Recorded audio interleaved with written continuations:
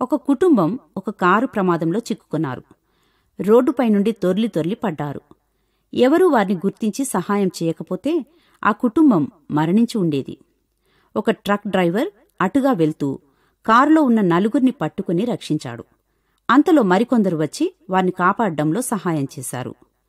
వారిని యథాస్థితికి తీసుకుని వచ్చి రక్షించిన వ్యక్తి తన దారిన వెళ్లిపోయాడు. తర్వాత పోలీస్ సిబ్బంది వచ్చి తమ్మునెవరు రక్షించారు, ప్రమాదం ఎలా సంభవించింది, రక్షించిన వ్యక్తిని గుర్తుపట్టగలరా మొదలైన ప్రశ్నలు అడుగుతూ వచ్చారు. ప్రమాదానికి గురైన వారు షాక్లో ఉండడం వల్ల వారేమీ చెప్పలేక ఏమో ఎవరో దేవదూత వలె వచ్చి రక్షించాడు అని చెప్పారు.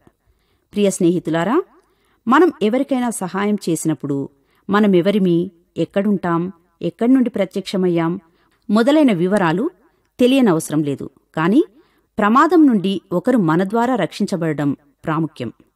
ఆలోచించడానికి సమయం తీసుకోవద్దు.